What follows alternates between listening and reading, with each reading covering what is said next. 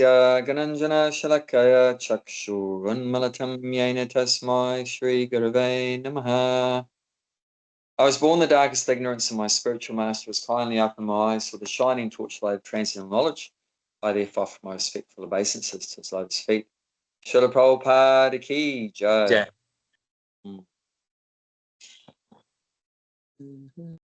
Gulshan, your picture, I've got the picture as just looking at a wall or something. Yeah, that's the thing. This is my hand. I just want to be move the camera towards my face, but yeah. Now. Hey, Lakshmana. Hi, Krishna. How you going? Good. I'm feeling better now that you're here.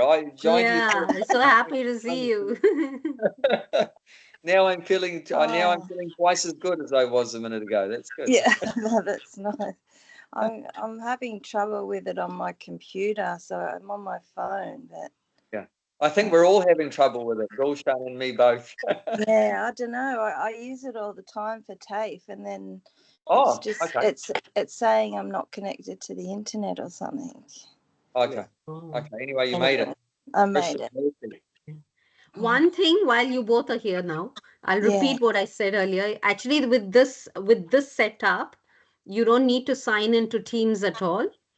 You can just press that link and put in your name. And if it asks for the password, I've given the password. But if it doesn't ask for the password, you can just come. Yeah. All right. Okay, good. We're in. All right, I'm going to leave you guys. Hari bol. Oh, and Simma's joining us. That's great. Very good. Yeah, I'm in Auckland with Jayanti's parents today. Nice. Right, so they're also in the background hearing. Oh, because Jayanti's at your place and you're there. Yeah. So we're here for a few days. So they're also in the loop. Oh, and they're in the class today. Yeah, they're hearing. They're in the room, so they're able to. Yeah. So we're reading from the 9th chapter of Bhagavad Gita, chapter 20. So yeah, 9th chapter entitled "The Most Confidential Knowledge," text number 20. Can you just see, Abhay, if there's a thing to let me in on your device, because I'm trying to get onto my computer. Jayanti started it, so I think she'll have to do that. She started it. Jayanti's still there. Here. Oh yeah. Wait, it's come up. Wait. Does it come up? Yeah. Funnily, it doesn't come up as a proper pop-up, so I can't see. Okay. Okay. Thank you. Right. Okay. Thank you. Thank you to our technology expert, Jayanti, for helping getting this happen. Okay, so let's recite the verse, text 20. So it's a different meter, this one.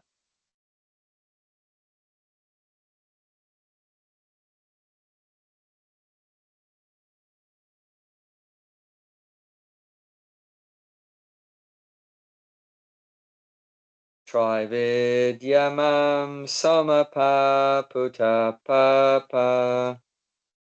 Trividyamam samapa putapapa. Yagnar ishtva swargatim partayante. Yagna ritva swam gatim pratyante. Te punyam asadya surendra lokam. Te punyam asa surendra lokam. Ashnanti divyan divi deva bhogan. Ashwanti divya divi deva bhogam. Those who study the Vedas and drink the Soma juice, seeing the heavenly planet, worship me indirectly, purified of sinful reaction. They take birth on the pious heavenly planet of Indra, where they join godly delights.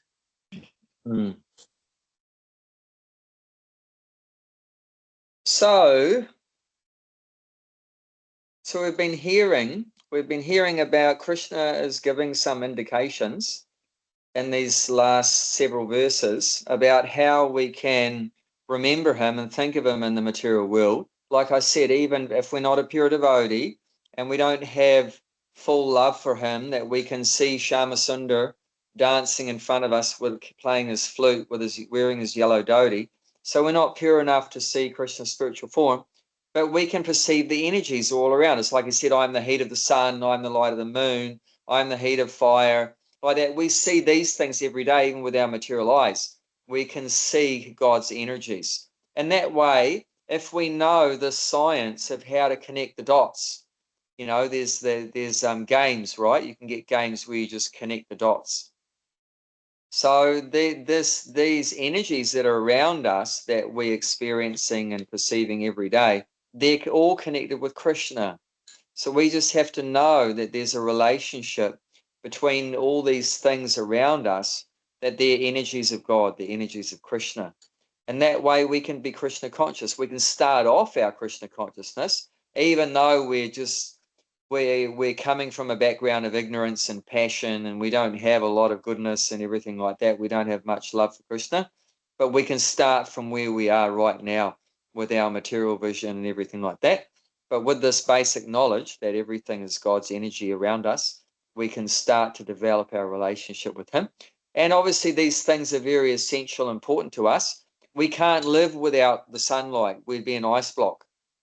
We can't live without the moonlight. The fruits and vegetables would have no taste without the moonlight.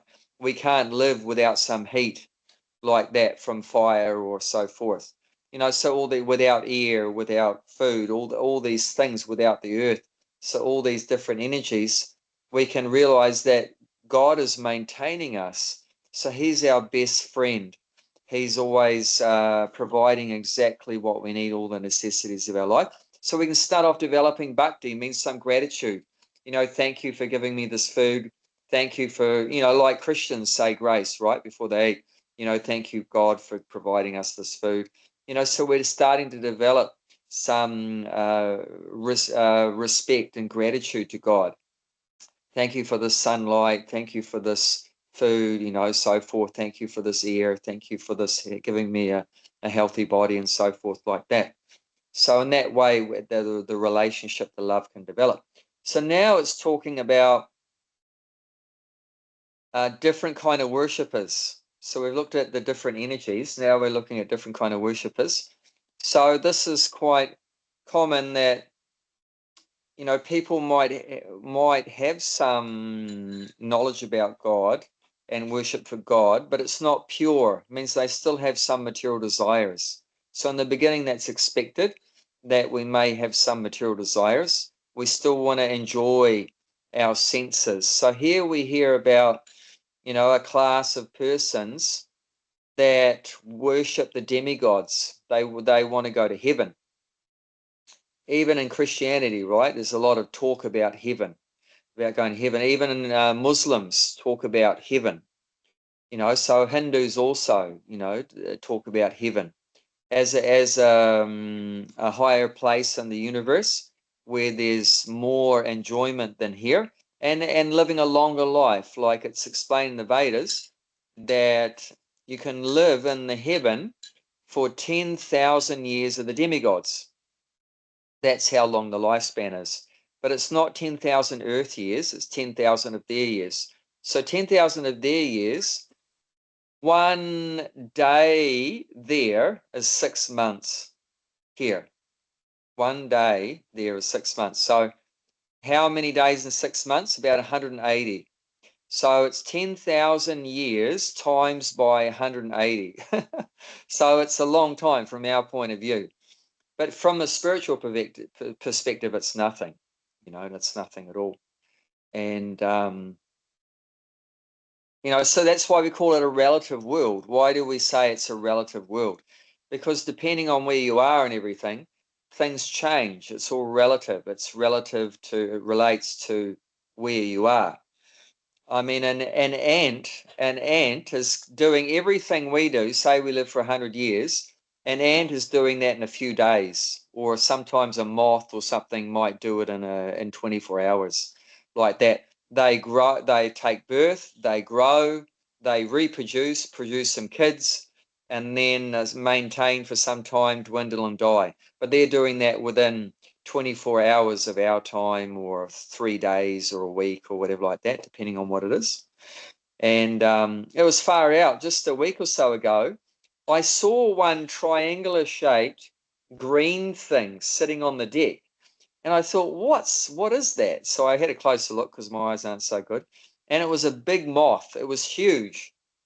It was nearly the size of my palm, a triangular shaped moth. Beautiful green color.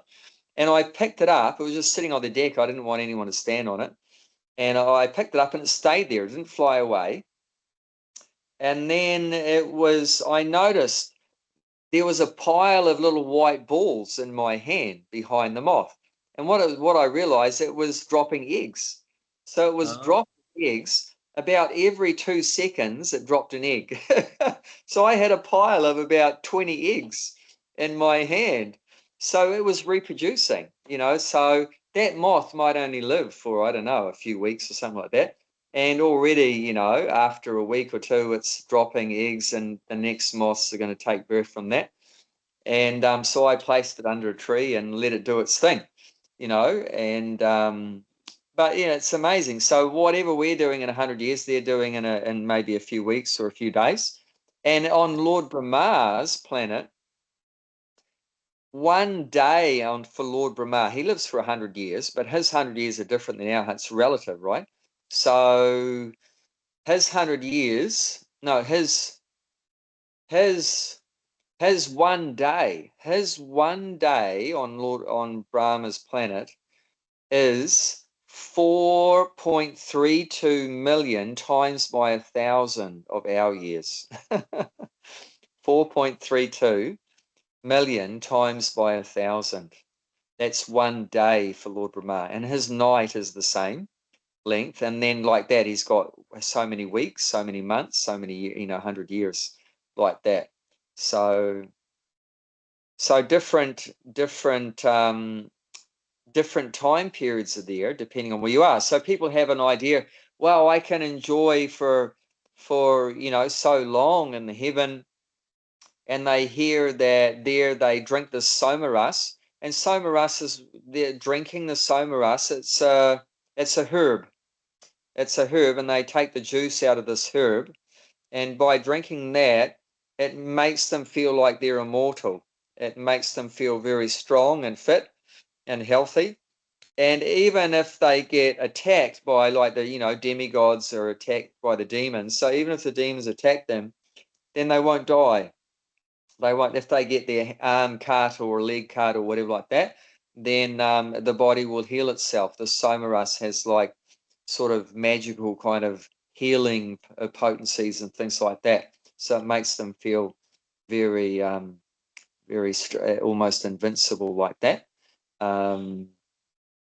So they hear about that on earth. People that hear about this, that even like Muslims, right? They hear that in heaven you got all these beautiful maidens there, beautiful maidens. So in the Vedas we know there's apsaras there, the beautiful dancing girls of the heavenly planets called apsaras.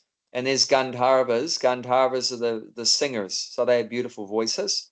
So Gandharvas have beautiful voices, and apsaras are wonderful dancing and very beautiful bodies. So people get attracted hearing these descriptions of heaven, that they've got beautiful singers, beautiful dancers, this heavenly intoxication, like intoxicating beverage, somaras, and you can live for such a long period of time.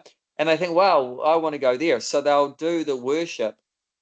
They'll do a particular worship, some yajna, some sacrifices, perform some austerities to be able to go to heaven.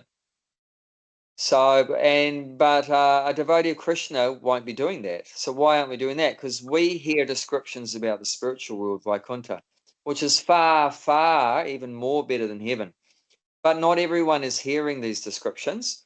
So according to what knowledge you have, you're going to have a particular faith. So they only have small knowledge. So people that want to go to heaven, their knowledge is not complete. It's quite small knowledge. So they only develop the faith that, yeah, let's go to heaven. But for us, we're developing the faith to go back to Godhead, because we've heard that going back to Godhead is far, far better than on earth, than in heaven, than anywhere in the material world. It's even better than merging in the Brahman and the Brahmajyoti. So we want to go there. So this verse is talking about those persons that have desires to still enjoy in the material world, but they want to go to heaven. And Krishna's saying here, so those who study the Vedas and drink the Soma juice, seeking the heavenly planets, worship me indirectly. So where is this information about heaven coming from? It's coming from the Vedas. So there's 4 different Vedas, and some of them talk a lot about, material enjoyments. So that's particularly in the 3 Vedas mentioned here. In the purport, Prabhupada says the word Trividya refers to the 3 Vedas, Sama, Yajur, and Rig. So there's 4 Vedas. Atharva is the 4th one. Someone that knows all 4 is called a Chaturvedi. And if you know 3 Vedas, you're called Trivedi. And if you know 2 Vedas, you're called Dvivedi. And if you only know 1 Veda, I think that would be called Ekvedi. I think I'm trying to remember. I think that would be Ekvedi. Ek means 1. So Ekavedi, like that. So people that have heard these descriptions from the 3 Vedas, they hear about the heavenly planets which are mentioned there in those Vedas, and they hear about them, drinking Soma juice and living a long life and everything. So that they are seeking for, as mentioned here, seeking the heavenly planets. Because why are they seeking the heavenly planets? Because they've heard about it in the Vedas. Nowadays, who's seeking going to heaven now? Hardly anyone, because we don't know anything. We're so ignorant in Kali Yuga. Kali Yuga people are so ignorant. We forget about seeking to go back to Godhead. We don't even seek to go to heaven because we're so dumb. We're so ignorant. We don't read the Vedas. We have no idea about heaven, what to speak of the spiritual world. And all we're seeking now is sex, drugs, rock and roll, but hedonistic sort of philosophy. Just enjoy, drink some beer, smoke some marijuana, and, have some McDonald's or whatever like that, have some sex, and just, enjoy your senses like that, even though it's going to cause so much suffering down the road. But yeah, people have even less knowledge. Demigod worshippers don't have complete knowledge, but people that are, just interested in just satisfying their senses today with the body is even less again like that. But Krishna's saying here that if those that worshipping the demigods, they worship him indirectly. So how is that? How do you think? So I should say also that. So how are they? So they're reading the Vedas, but from reading the Vedas, how does that help them to go to heaven? So what they'll do, they'll read the Vedas, and it'll recommend different kinds of worship for different demigods. So there'll be one yagya, one sacrifice you can do for Indra, and if you do that successfully, then you can go to Indra's planet, Indraloka. And if there's a sacrifice for the moon god, and if you do that Chandra Yagya, Chandra Puja, if you do that successfully, then you can go to the moon planet. So it'll recommend in the Vedas to worship particular demigods according to what you want. There'll be different benefits, on different planets. So they'll read about the benefits of different planets, and then they'll worship a particular demigod. And then if you please that particular demigod and do all the worship, and then you can go there. So that's how you can go there. You have to worship a particular demigod of the planet you want to go to. So here Krishna's saying, if you worship, say, the sun god or the moon god or Indra or whatever like that, then you're worshiping him indirectly. So what do you think that means, how does that work? How is that indirectly worshipping Krishna by worshipping a demigod? Any idea? They're all expansions of Krishna, so, you know, they're demigods, expansions of Krishna, so yeah, yeah, direct. I don't know. Yeah, I don't have anything else to say. That's all. No, that's good. Yeah, they are expansions of Krishna in terms of administration of the universe. So that's the position of the demigods, is they're like administrators for the universe. Just like for Australia, you have administrators, right, in the government, like that, for the water department and the fire department and the health department, social welfare department. So they're administrating the country. So also Krishna has his administrators for the universe. So there you could say his representatives. So they're his expansions, or you could use the word of representatives. It doesn't really matter. And if you worship the representative, then indirectly you're worshipping the boss of the representative. And Prabhupada gives an example, like in this English system that we're in, we have a Governor General, right? We're coming, we are offshoots of the British Empire, like that. Australia, New Zealand, we're all part of the British Empire, going back in time, Fiji and so forth, many, many countries, India even before. So there's a Governor General, and the Governor General is a representative of the Queen. Now it's a king, but there's a Governor General, so that's the representative of the King or the Queen, and they would go out to a particular country, and when they arrive in your country, you would offer them things. You would offer them whatever you wanted to offer. And the idea was that that thing that you're giving to the Governor General wouldn't be enjoyed by the Governor General, but the Governor General is accepting those things, that your gifts, on the behalf of the Queen or the King. So then he would take them back and give them to the King or the Queen. So then that way, whatever you're giving to them, they are passing it on to the King or the Queen. So that's the idea with the demigods. They're the representatives of God, of Krishna, and whatever you give to them will be ultimately reaching Krishna. And the same way with the spiritual master, that like one time Prabhupada said, I'm collecting obeisances. So what does that mean? He's collecting obeisances. So people are bowing down to the spiritual master, but Prabhupada's letting us know that he's accepting that respect not for himself, but on behalf of God. So whatever respect we offer to the spiritual master, that's going through to God. So we offer some food to the spiritual master, then that food will be passed on to his spiritual master, and he'll pass it on to his spiritual master, and that way ultimately it'll reach Krishna. Then when Krishna's enjoyed the food, then he'll pass it down to Radharani. Radharani will pass it down to her servant, and then it'll come back down through the spiritual master down to us, like that. And then we have prasadam. That's what prasadam is. So it's been offered up through a chain to God, and then coming down the chain back to us. So just like, so it's indirectly like that, indirectly. Directly, you're giving the food directly to Krishna, or like that, bowing down to Krishna, but there's this indirect system, and there's nothing wrong with indirect. There's nothing wrong. It's not bad that, when Krishna's not standing right in front of us and we're bowing down to him and putting the food in his mouth directly. There's nothing wrong with this process. It's not any less. It's not any less. Actually, it's mentioned that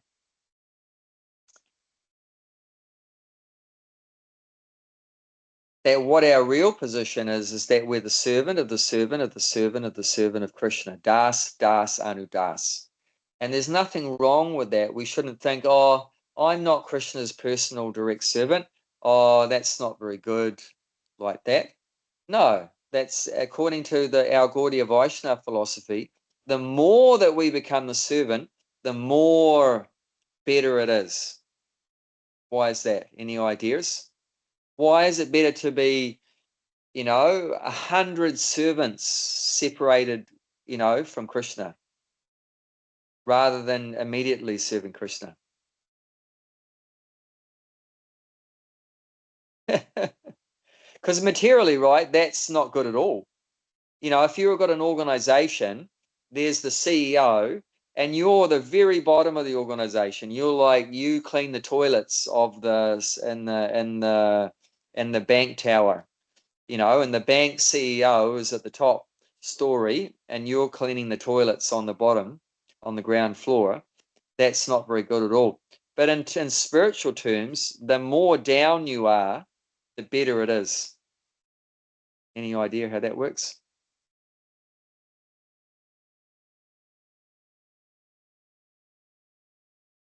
I can't hear you.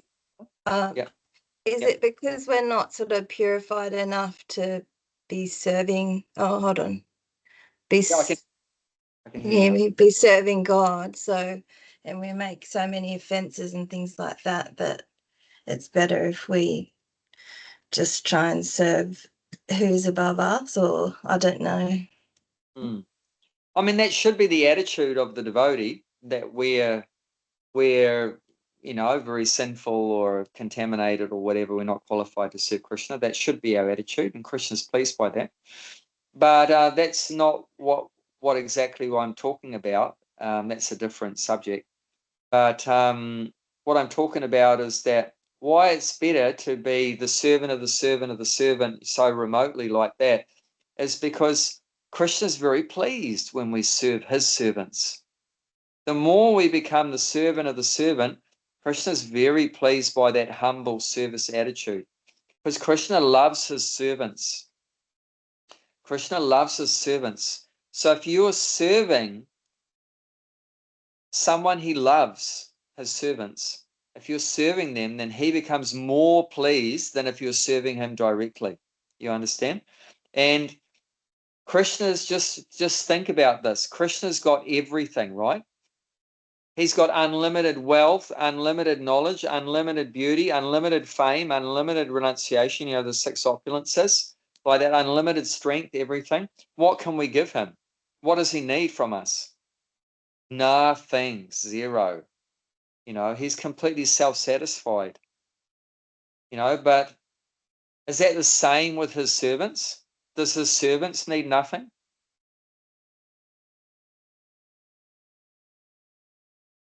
No, servants do need something.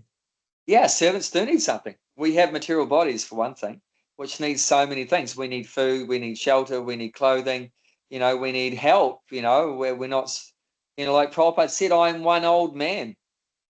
What can I do to spread Krishna consciousness all over the world? He was so grateful to his mostly young disciples who were working so hard, so enthusiastically to spread Krishna consciousness all over the world. He was so grateful for all their service they were doing, running around distributing books. Could Prabhupada run around and distribute books? No. Not at 70 plus years, but all those, 10,000 servants were. And that way, he was so pleased by all their service. So they were so dear to Prabhupada for helping him carry out the orders of his Guru Maharaj. And how pleased Krishna will be that these Kali Yuga people, are who came off the street a week ago, are helping his pure devotee, Prabhupada. So even though in one sense, like Bhakti-Mala is saying, they're very sinful, very contaminated, whatever, not qualified, but in the other sense, they're becoming, so dear to Krishna. They're becoming so dear to Krishna, even though they were hippies a week ago, they're becoming so dear to Krishna because they're helping the devotee, Krishna's servant, to serve Krishna. So it's very easy to please someone like Prabhupada by, just doing what he says, clean the temple or distribute books or, do so many things, help cut the veggies for the lunch or whatever like that for the offering. Very easy to serve them. but very difficult to serve Krishna. And you make rapid advancement by rendering that service to the devotee. So it's actually better, much better, to be the servant of the servant. The more you become the servant, then the more pleased Krishna is. And the more pleased Krishna is, then what do we experience?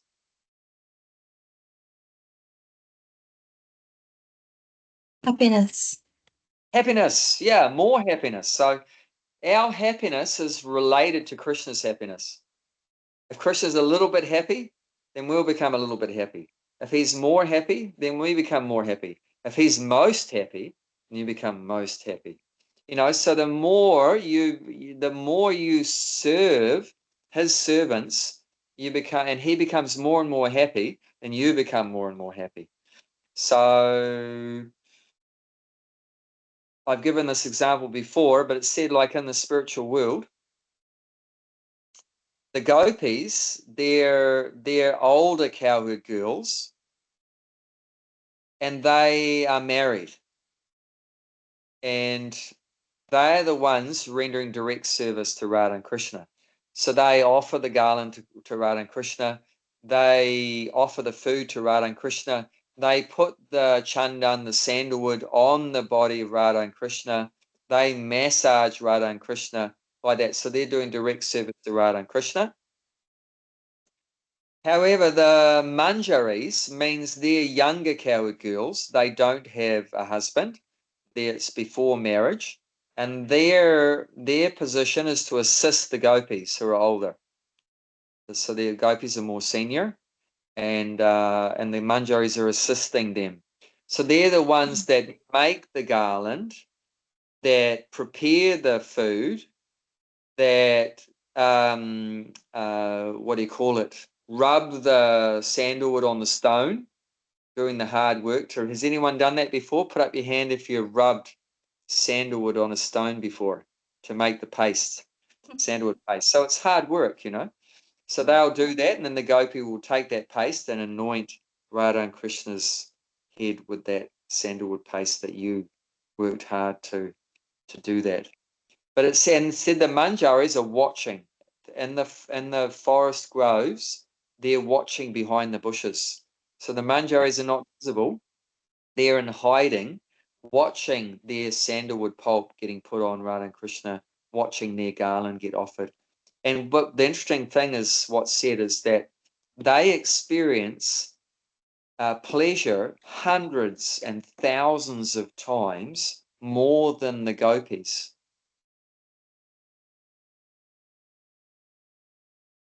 How's that possible? But like I said, it's connected to how pleased Krishna is. Krishna is more pleased with you making the garland for his servant than he is pleased with his servant giving it to him. So the more you serve him, he's pleased.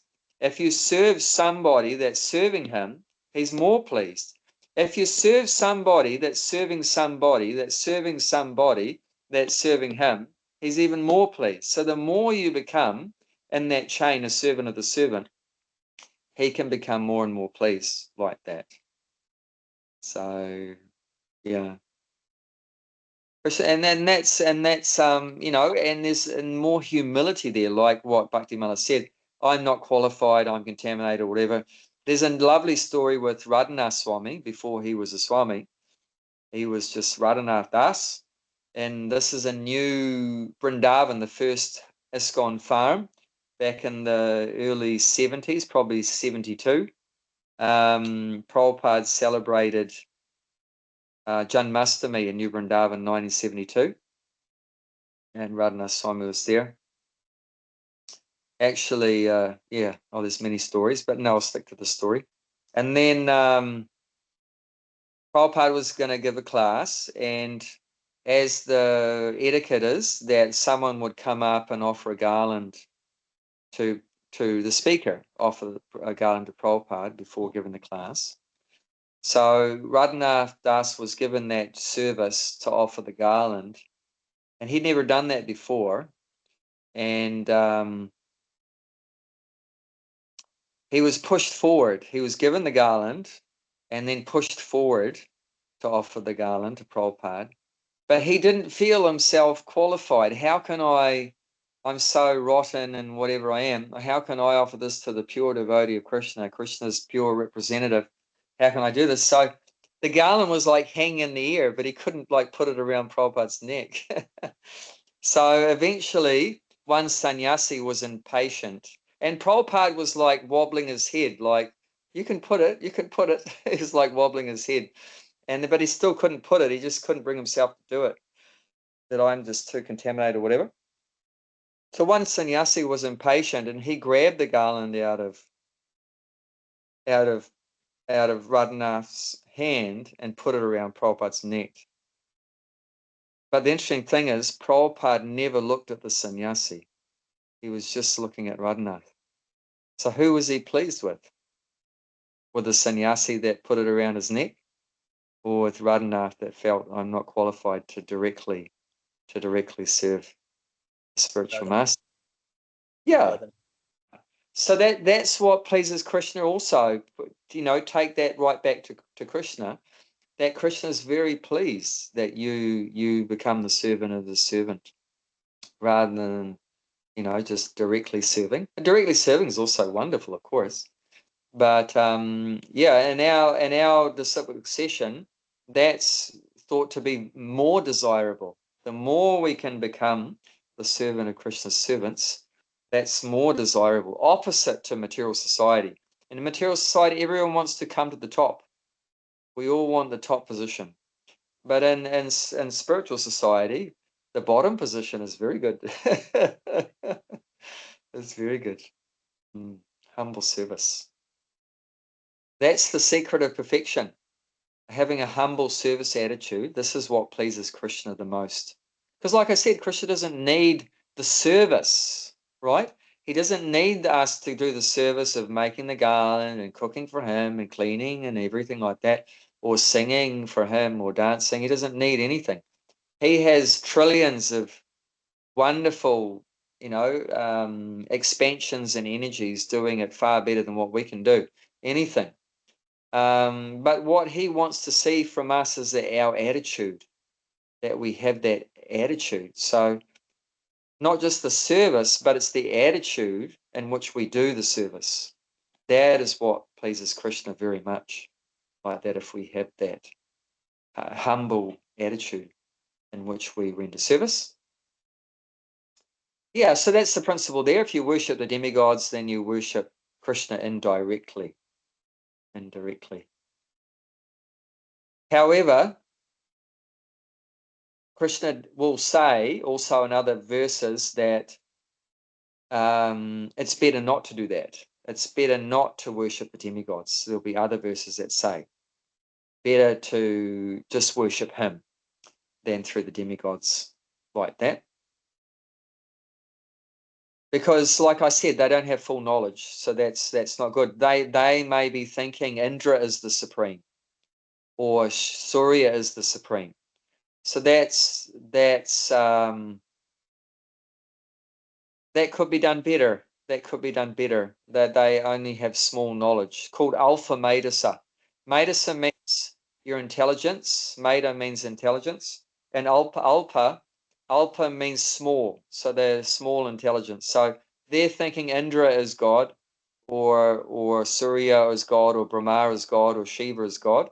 So that's their intelligence is not fully developed. So better that we fully develop it and know that Krishna is God. Govinda Mari Purusham Tamaham Bhajami. So Lord Brahma is saying Govinda Mari Purusha. That Govinda, Krishna, he is the Adi Purusha. He is the first person. He is God. Tamaham Bhajami, and I worship him. So that's best, to Bhajami, to worship Krishna like directly. But even that's not, like I said, fully directly, because we still worship Krishna through the spiritual master, through the chain of the succession. But that's the principle here, why Krishna is saying that that indirectly the demigod worshipper is worshipping him. But that's the principle. But not that we should do that. I mean, we have more knowledge. We know that Krishna is God and like that. And when we don't have that attraction to go to heaven and to drink soma ras and everything like that, soma juice, and like that, we already have higher knowledge. So, and then it says, purified of sinful reactions, they take birth on the pious heavenly planets of Indra, where they enjoy heavenly delights. So, yeah, by worshipping the demigods, we become purified. And but this is what. So, what's the good thing then? I said the bad thing about worshipping the demigods, but the good thing about the demigods, it's better than not worshipping anybody, because a fully atheistic, materialistic person doesn't worship anybody. And we think we're God. There's no one better than us, no one bigger than us, better than us. At least someone worships the demigods. The good thing in that, at least their understanding is someone higher than me. I'm going to worship someone higher than me. So at least it's getting them to realize there's someone bigger than me, someone greater than me, someone higher than me. So there's some humility developing there. Whereas an atheistic person is very proud. There's no demigods, there's no God. I am the top of the chain, like that. And so at least that's purifying. If someone at least can, if they can't immediately worship the real God, Krishna, then at least they're acknowledging that there's still someone higher than them, some demigod like that, and that will be purifying. And also to worship even the demigods are themselves in the mode of goodness, sattva guna. So you can't be drinking beer and eating McDonald's burger while you're worshiping the demigods. So you also have to give up a lot of sinful kind of activities like that, sinful activities. So you have to come to the mode of goodness, sattva guna, to be able to worship these personalities properly. So that will be purifying. So stopping committing sinful activities, and also acknowledging there's someone higher than me. So the sinful reactions will become reduced, you become purified. And then if you've done the pujas, the sacrifices successfully, then you'll take birth there. And as Prabhupada wrote in his very first book, do you know what Prabhupada's very first book was? I'll give you a clue, even before he left India, he wrote this book. That's Back to Godhead. That's not a book, that's a magazine. Yeah, true. He started that in 1944. And Really? the second Back to Godhead was started in the end of the Second World War, 1944. That's when it was established. But one book he wrote before he left India. The first one, Easy Journey to Other Planets. So you can read all about this. This is what is saying, easy journey to other planets, means the process of going to other, because that was at the time he wrote that book, was when the Americans so-called went to the moon. So he exposed in that book, this is nonsense. This is nonsense. You can't go to the moon or any other heavenly planet through in a spaceship. That's not possible. So he was the first person. Since Prabhupada, now there's many, many books that the Americans never went to the moon, and they showed all the fake videos and so many things. The flag is blowing in the wind, and there's shadows in the wrong direction, and you can see the wires holding the astronauts up. It's such a joke now. You can there's many places to see that it was just a scam.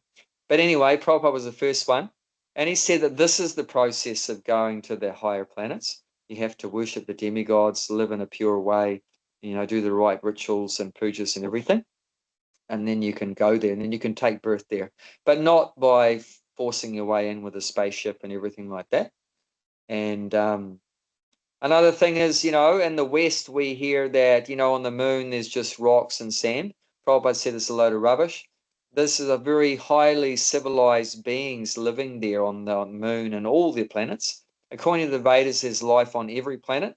According to the stupid Western idea, there's only life on Earth, and every other planet is like no life. It's completely dumb. And we have to be completely brain dead to believe in a lot of the stuff we get taught.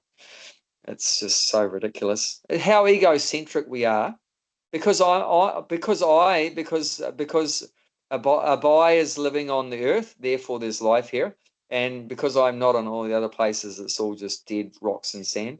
You know, we're so egocentric that we think we're the center of the universe and this is the only place where there can be life on it like that. So it's very proud kind of. Western culture, Western culture, if they can't prove it, they don't believe it. That's their, like, they want to dissect and prove, and then which you or me, we can't prove it. There's a life on the moon or a sun or other planet. That's what they don't believe. They want to see that to believe, but they can't go there anyway. They won't believe it. Yeah, but why don't you turn that statement the other way around? Prove that there is no life on all those planets. Can you prove that? No, neither you can prove there is a life, neither you can prove not a life. So what would be the best thing to do in that situation? Just shut up, don't say anything. But why speculate? You know what? So, why speculate that there is life on all those planets, or why speculate that there is no life? If you don't know whether there's life or not, don't say anything. But we say something because we know, because we're hearing from the greatest authority that created all the planets, Krishna. And well, even that, his representative is Lord Brahma. So Lord Brahma, he created under Krishna's direction 8,400,000 species of life and put them throughout the universe on all these different planets. And there's a demigod in charge of all these different planets. That's why there's 33 million demigods. So that gives you an idea of how many planets there are. You understand? So there's a different demigod in charge of a different planet. So they're not just piles of rocks and sand or fire or whatever. There's a person that controls each planet. Like even on this planet, right? The demigod. Who's the demigod on this planet? The President of the United States. No. I'm talking about Bhumi. So it's a female. So there's a female in charge of this planet. Mother Earth, right? We say, even in the West, we say Mother Earth. So it's a woman in charge. So who's the woman in charge? Her name is Bhumi Devi. Bhumi Devi. So, we have 7 mothers in Vedic culture. One of them is Mother Earth. Then we have Mother Cow, and the wife of the king, the wife of the guru, the wife of the brahmana, like that. So the nurse mother, and then your actual mother. So like that. So you have persons in charge of all the planets. It's not just dead matter or anything like that. But so we know, so we can say confidently that there's life on all the planets. But they can't from their empirical process of just using their senses.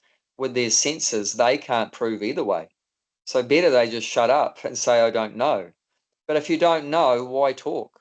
So, but in the Vedic, we know. So we talk, because we know. Like today, I went to see an Ayurvedic doctor. And he took my pulse. He asked me to say some things about myself. And then he asked me some questions after checking my pulse and said, do you experience this? I said, yes. Do you experience that? I said, yes. Do you experience that? I said, yes. And then he said, okay, from tomorrow, do this and do this and do this and do this and do this. So he didn't say maybe, could be, should be, and he just said, from tomorrow, do this and do this and do this, like a scientific process. He's the first person that just spoke just so matter-of-factly. There wasn't any shade of doubt. He was 100% confident in what he was saying. He was 110% confident in what he was saying because he knows the science. He knows, what causes disease. He knows what causes health. He knows, all these things. So he knows the science of health. So he's speaking very confident. Whereas if I go to a Western doctor, he's saying, oh, maybe this is the problem. But on the other hand, it could be this problem. But on the other hand, it could be this problem. So you leave there feeling more confused than when you went in like that. It's just, he's so confused and you become more confused. But this guy, I felt so confident because he's so confident. because he knows everything about health. Right, that there's no shade of doubt in him at all, you know. Incredible. So the whole Vedic is like that, very scientific, very matter-of-factly. Prabhupada, you know, you listen to Prabhupada's lectures, he never says maybe, could be, I think. You're never ever going to hear Prabhupada say, I think. He just say, this is Krishna is the supreme person of Godhead. Where is the eternal servant? And blah, blah, blah. And the Vedas say this and the Vedas say that. Krishna says this. He never says, I think, maybe, could be, I believe. You'll never hear Prabhupada say, I believe. Never. You find me where Prabhupada said, I believe. This is just facts, not belief. You know, it's amazing. Can I just ask something, Abhay? I don't know a lot about it, but it seems like in India that the majority of Hindus, they worship all the demigods. Is that right? But no, because there's 33 million. You can't worship all of them. There's not enough time in the day. well, they worship some of them. Once. But then when you meet them at the temple and you talk to them and you say, have you read Bhagavad Gita? Oh, I know Bhagavad Gita. So if I've had, you know, hundreds of Indian people say, I know Bhagavad Gita. So if they've read Bhagavad Gita, why are they still, like, if this comes from India, Yeah. why is the majority of Indians doing demigod worship? Okay, and that's mentioned in other verses because that's where that's what they're desiring. They want material enjoyment. They want material enjoyment. So Krishna is in their heart, right? Krishna is in all of our hearts. He knows what you desire. You want a better kind of sense gratification. You want to have a good husband, a faithful wife. You want to be rich. You want good health. You know, so according to what you desire, he'll give you faith in a particular demigod. Like if you want good health, you worship the sun god. If you want lots of money, you worship Ganesh. If you want a good wife, you worship, you know, Uma. If you want a good husband, worship Shiva. You know, so like that, according to your desire, then God will give you a particular faith in a particular demigod. So that's why. And then they'll read Bhagavad Gita and they won't understand it. They won't understand it because Krishna's in their heart knows that you're not ready yet because you still have material desires. You don't want to come back to Godhead. You don't want to serve me. You want to enjoy in the material world. So according to your desire in your heart, Krishna will direct you with a particular kind of faith. So you'll have faith in the Shiva Purana, but you won't have faith in the Bhagavad Gita. You might have read the Bhagavad Gita because, you know, it's everyone's supposed to read the Bhagavad Gita, but they won't. That's not where their heart will go in that direction because their heart is somewhere else. Does that make sense? So according to the desires you have, Krishna will give you a particular faith like that. So like some people have a lot of faith in worshipping the ancestors, Pitris, right? That's where they're into family. They're all about their desires for the family, the ancestors. So, okay, that's what you're into. They'll have faith about that. And they'll have strong faith in that. Just like, you know, a materialistic person has strong faith that there is no God, there is no soul. And Krishna's, who's given them that faith? Who's given the atheist so much faith in atheism? Like my father, for example, you cannot convince him that there is God or the soul. It's impossible. I've tried. But because Krishna's in his heart and knows that he doesn't want to serve God. He doesn't want anything other than just life in this world. So that's all that he can see. That's all that he can understand. So yeah, according to desires, Krishna will give you a particular faith, you know, to that will fit with that, like that. Because Krishna's not attached. Krishna's not going to force you to go back to Godhead. If you want to stay in the material world, Krishna will help you. Krishna want to help you, you know. If you want to forget Krishna, Krishna will help you. If you want to, devote your life to demigods, Krishna will help you like that. And that's that. He's neutral. He's not going to force. But if you want to love him, he'll help you with that too. So in that way, he's very fair. And that's in 4th chapter, text 11. We can, I don't have my, can you guys keep an eye on the time? Because I don't have the time here. 10 past 4. 10 past, okay. So we've got 20 minutes. You can look at 4:11.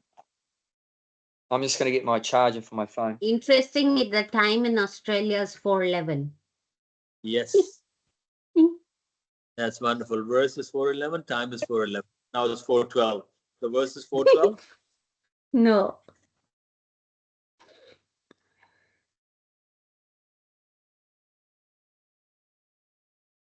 4:11 is Ye yathama papdadhante tatsabhaiva bhajaham mamvatnanuvantate Ye yatha mam prapadyante. Stasyam thaiva bhajayam mamvatmanu tatve manushya parthe sarvashya. As all surrender unto me, I reward them accordingly. Everyone follows my path in all respect, O son of Parth.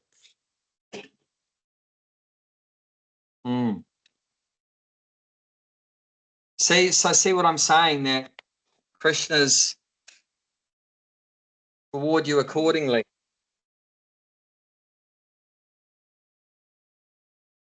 Does that make sense?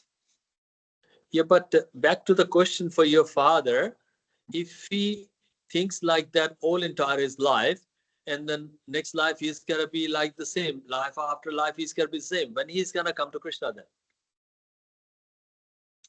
No, but the thing is, our desires change, isn't it? Our desires change, and the faith changes. And it mainly, do you know what one of the main factors of that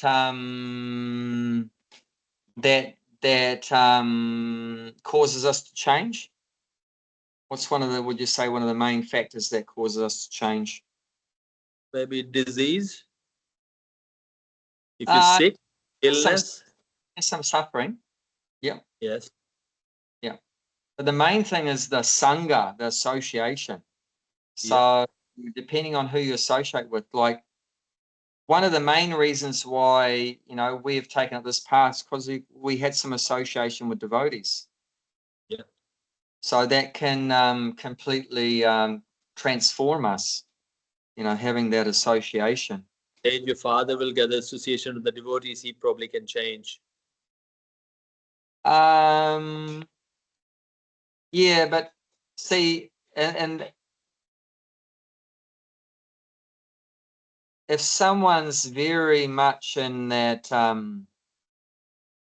demoniac kind of mode, then they won't be able to get association with devotees. Because when would he be changing then? Life after life is going to be the same? No, but then like you said, then some suffering is there. And then through the suffering, then the pride becomes cut down, you become humble. And then when you become humble, then you can associate.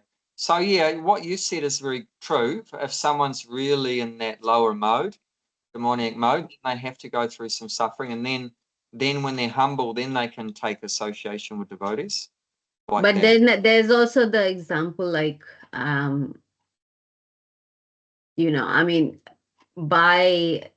Abhay Prabhu being a good devotee, he can actually deliver his father. Yes, 7th generation. Yeah. Yeah, so that's my focus now, rather than preach to my father, but try to become a good devotee myself, and knowing that Krishna will be pleased that he contributed towards, me coming to this path and bringing me into the world, and give him some credit. So he'll get some credit for that. Yes. Yeah. So we just try to be a devotee, try to become. Sometimes Krishna will. Sometimes that Brett's father call him a bread. Like, sometimes he's busy doing something, and he say, "Oi, Hare Krishna, come here." At least he say Hare Krishna. He say, "Oi, Hare Krishna, come here." Means he says sometimes he call me like "Oi, Hare Krishna." Means sometimes like, they call him a bread, but sometimes bread's busy, so he call him "Oi, Hare Krishna, come here." Yeah. Yeah, we don't have to worry about anyone and once in their life has said Hare Krishna, or once in their life had prasad, or once in their life held on to one of Prabhupada's books, or met a devotee. Who we do have to worry about is those people that never have heard the holy name, that never had prasad, never received a book, never met a devotee. That's tragic, for their lives are tragic. That's a waste. Say is, a really bad person or whatever, chanted even Krishna once. Even like my parents, right? They are actually very Krishna conscious, but in a negative way because they don't like Hare Krishnas. But even that is good for them, because Krishna will just take the positive out of it, that they're Krishna conscious. Like Kamsa, right? Kamsa he was very Krishna conscious, but in a negative way. He wanted to kill Krishna, but that ultimately was good for him, like that. So, but it's those that never had any Krishna consciousness, and that's why devotees have to go out there and try to help people that have never had any. Will the Krishna knows that before he is given the benediction to Kamsa or Hiranyakashipu, means once he got the power and they gonna go against me, will the Krishna know before Krishna give him a power?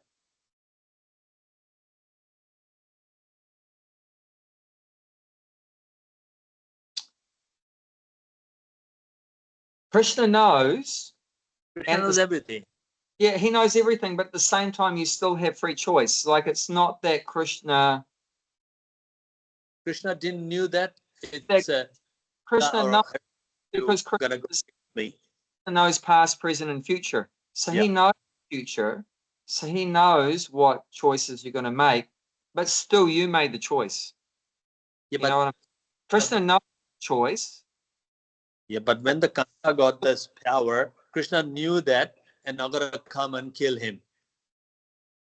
He knew before he even given the powers. Eventually, he will gonna go against me and I'm gonna come and kill him. He still give him power. Correct. And in that particular case, that was Krishna wanted to experience that pastime to fight with the demons, because Krishna sometimes likes to fight too. I mean, as kids, right? Most of us, when we're kids, we like to fight with other kids. Play fighting, we call it. So where does that desire or propensity come from that we like to fight? It comes from God, because we're part of God. Why do we like to fight? Because God likes to fight. But there's no demons are good enough for Krishna to fight with. So Krishna arranged that devotees from the spiritual world, Vaikuntha, Jai and Vijay, came down to the material world, took birth as demons for him to fight with. So that was a special pastime. And Krishna knew, that they were going to get cursed by the four Kumaras and everything like that. So it was all, Krishna had it all. He knew what was going to happen. And yeah.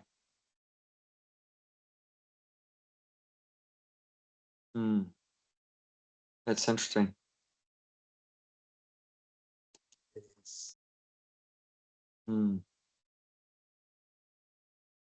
So he knows what's going to happen, but still we have free choice.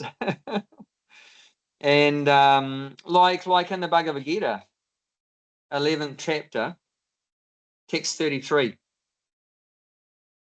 This way we can really see where the free choice is coming, and also where Krishna knowing even the future is coming into play. So both of them can be combined together, that God knows what's going to happen. 33?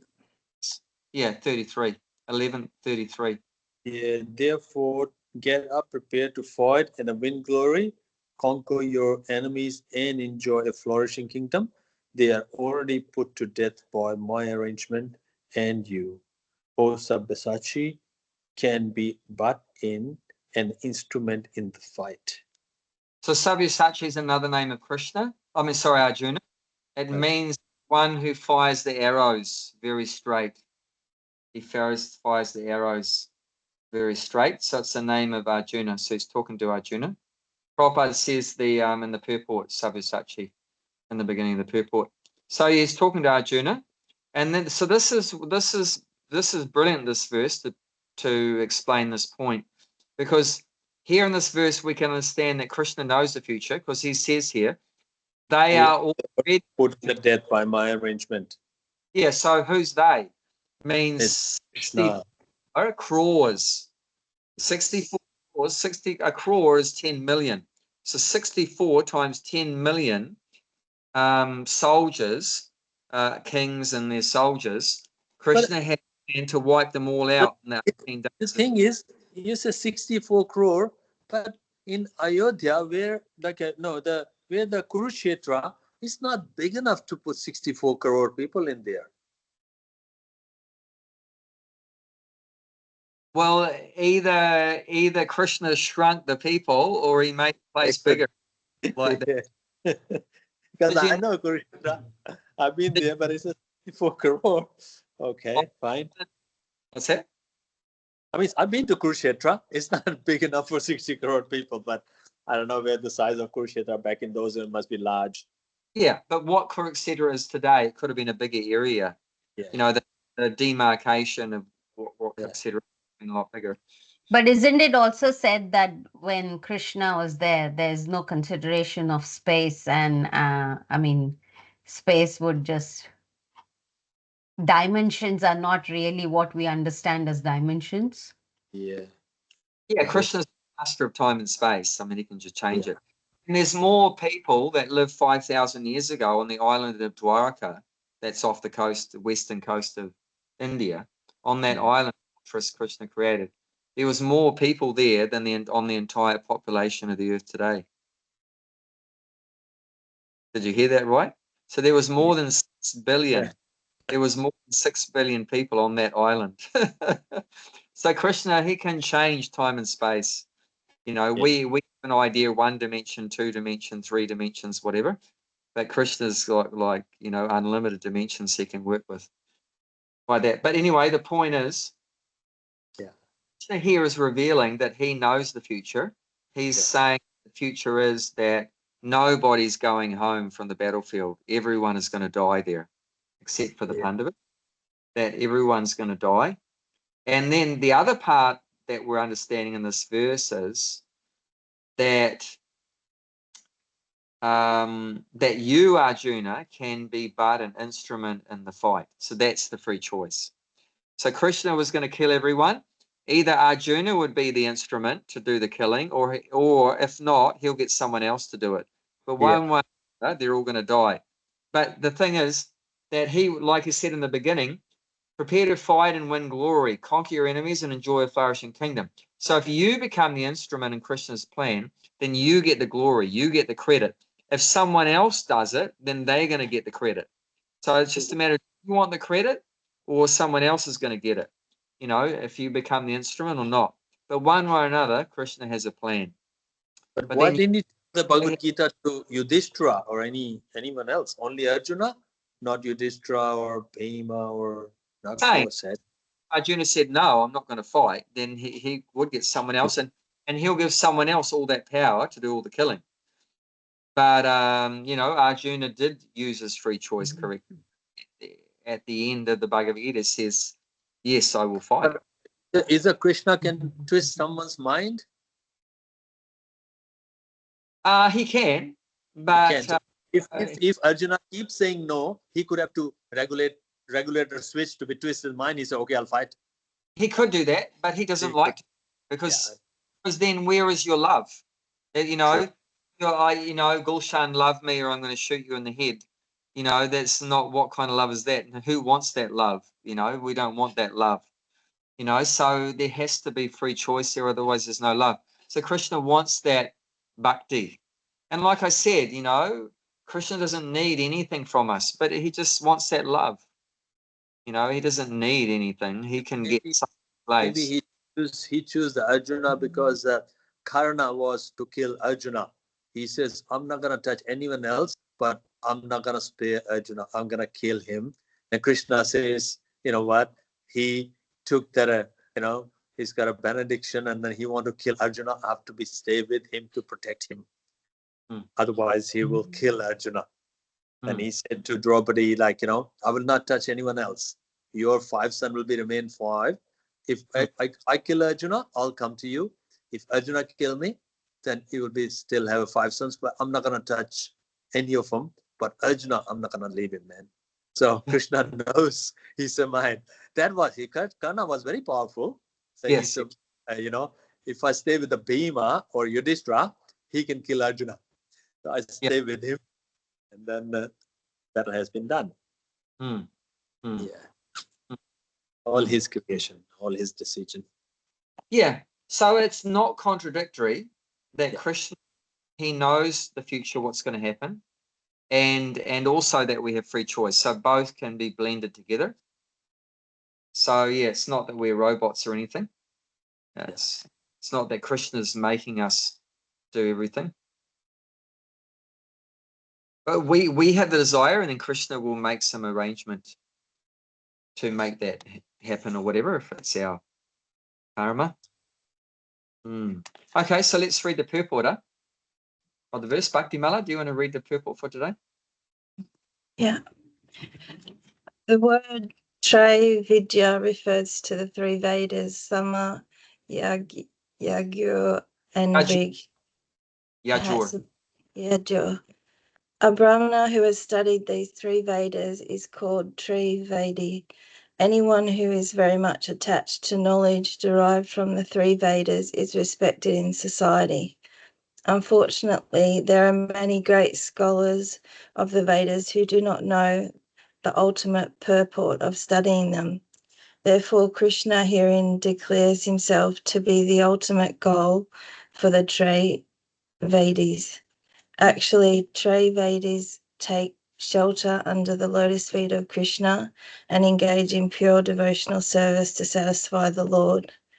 Devotional service begins with the chanting of the Hare Krishna mantra and side by side trying to understand Krishna in truth. Unfortunately, those who are simply official students of the Vedas become more interested in offering sacrifices to the different demigods like Indra or Chandra. By such endeavour, the worshippers of different demigods are certainly purified of the contamination of the lower qualities of nature and are thereby elevated to the higher planetary systems or heavenly planets known as Mahaloka, Janaloka, Tapoloka, etc. Once situated on those higher planetary systems, one can satisfy his senses hundreds and thousands of times better than on this planet. Sound good, doesn't it? You're getting attracted to that? Hundreds of thousands more. That's Krishna's testing us. Oh, that sounds good. So yeah, we have to be. If we have heard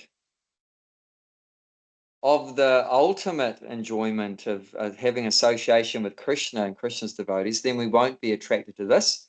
But if we haven't, then there's a good chance that we will get attracted to this kind of information. But it's your question earlier, Bhakti Mala, I was just thinking when we were hearing from you say the purport, has answered your question you had earlier.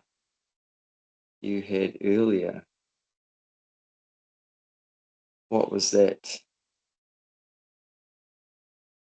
That they don't know the ultimate purport of studying the Vedas. The India people knows Bhagavad Gita. They still.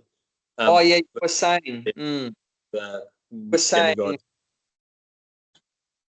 Oh no, it's gone out of my mind again.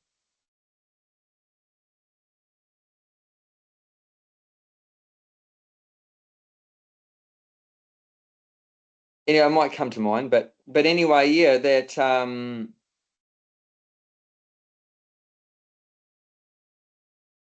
so there's many people that study the Vedas. Oh no, you were saying what was it? I was just talking about how they worshipped him and how people, and every Indian says I've read Bhagavad Gita, right? Every Indian says I'm already knowing Bhagavad Gita. I've read Bhagavad Gita. I know Bhagavad Gita. But how come they don't worship Krishna? They end up worshipping the demigods.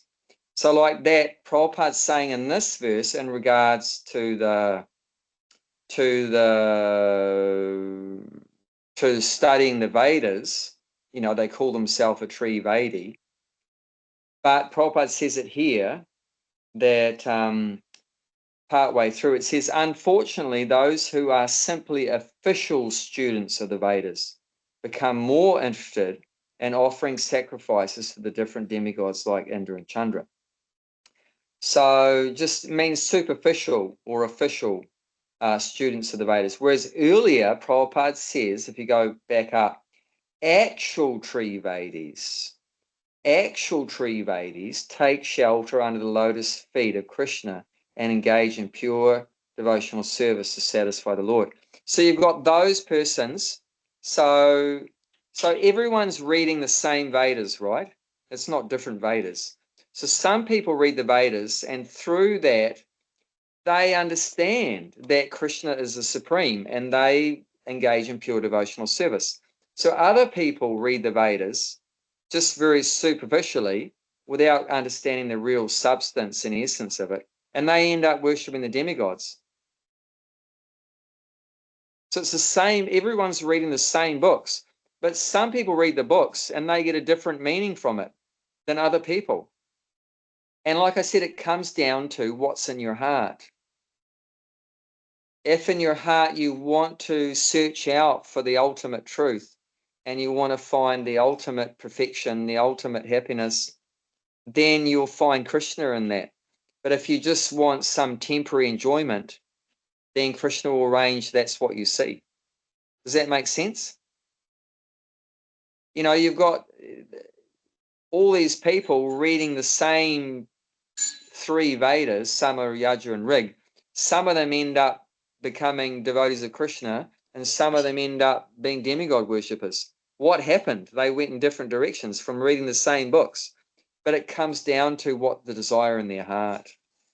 And Krishna will just, okay, for you, I'm going to give you faith in me, and for you, I'm going to give you faith in the demigods. Does that make sense? Because Krishna knows what's in your heart. Some people just want more material enjoyment, and some people are disgusted with material enjoyment. They're just frustrated with material enjoyment. Actually, it said the prerequisite for starting pure devotional service, the prerequisite, that means what has to be there before you start it, is you have to be materially exhausted and materially frustrated.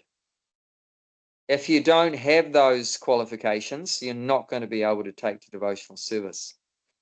That was the qualification of the hippies. Why did so many hippies become devotees?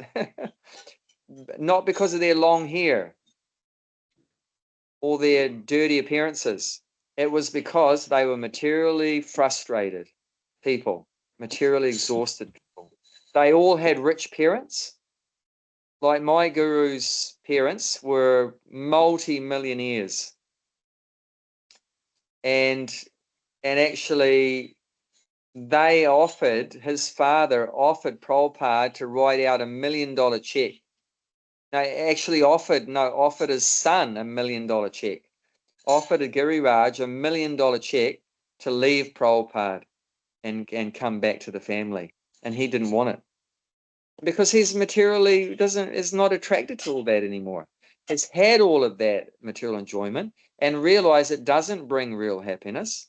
You know, I want to find some other kind of enjoyment, because they're realizing that the material enjoyment is not what it's worked up to be. So that they had all that enjoyment and they were just frustrated with that and exhausted by that and wanted to try out a different path. And that was bhakti, like that. But those who still have strong hope in their heart that I think maybe I can be happy in the material world, if we still have that hope in our heart, I think I can, be happy from sex, drugs, rock and roll. Then they're not going to be able to take it. I think I can be happy in heaven with drinking soma juice with Indra and the Apsaras and Gandharvas. If you still have that hope that maybe I can find happiness there with Indra and the demigods, then you're not going to be able to get it. Does that make sense? Yeah, definitely. Yeah. Gulshan, what do you think, Gulshan? Good question. I was thinking that if I would be at your Guru Maharaj place, I'll take the $1 million check and I'll go home and still pray Hare Krishna Mahamantra. Yeah. Because so I'll just pray Hare Krishna Mahamantra and take the $1 million check. Yeah. But however, just Yes. think about this. You think if you were in Prabhupada's association, would you give that up? I don't think so. It's like nothing is empowering than Prabhupada's association. That's so heavy. He cannot be moved to anything else, I guess. The true devotees association, you get only if you are really pious activity in your past life. You didn't get Prabhupada association. I didn't get it. Only you, Guru Maharaj, get it. Radhanand Maharaj get it.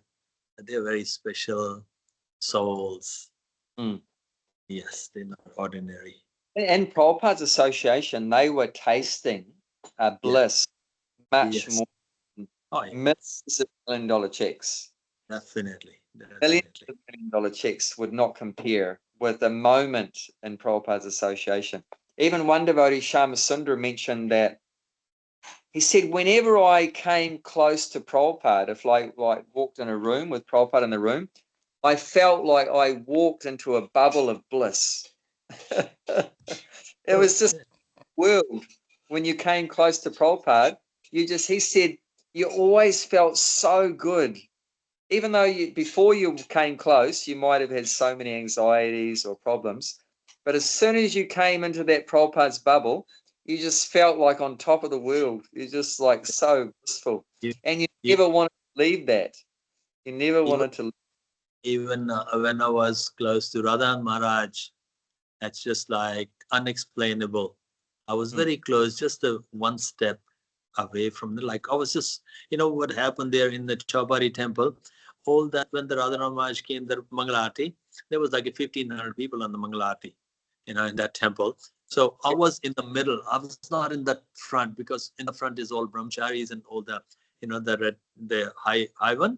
But I'm just like, I was like right behind them. And like after, 40, 50, 100 people there, just almost middle of them. And what happened there, after finishing the Mangalati, and they bring the Tulsi Aarti right in front of me, and now Radharani Maharaj came there because I was already there. I was behind the group mob, but it's like I was right next to the Tulsi, and Radharani Maharaj right next to me.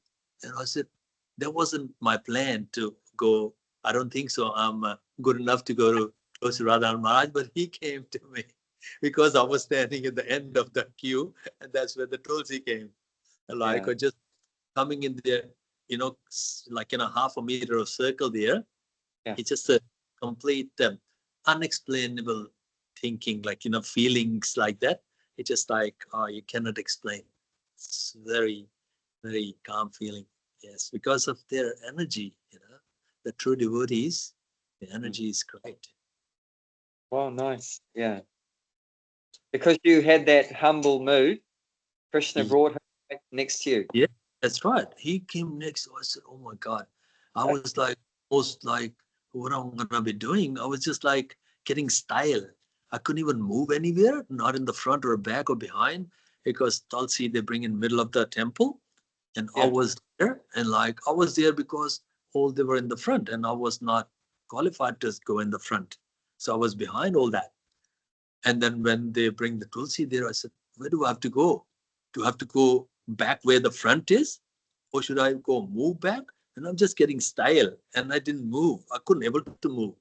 And Maharaj came right next to me and I said, oh my God, this is like, it's like a dream come true. I was thinking if I can just in the shadow of Maharaj's, and that was true, happened. The shadow was on me.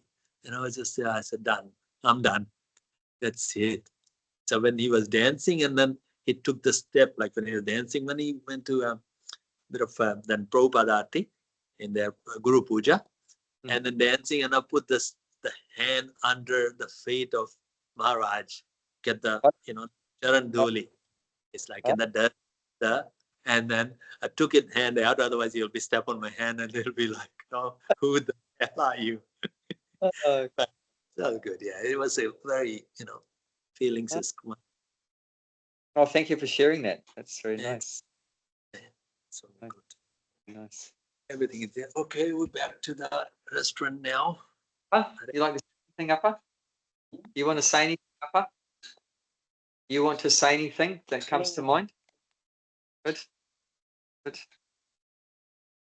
Hey, very nice to be with you all again. Thank you. Bubble of bliss, just being with you all, talking about Krishna together. That was so nice. Thank I you. forgot all my aches and pains for an hour and a half. That's good. Okay. Hare Krishna. Hare Krishna. Hare Krishna.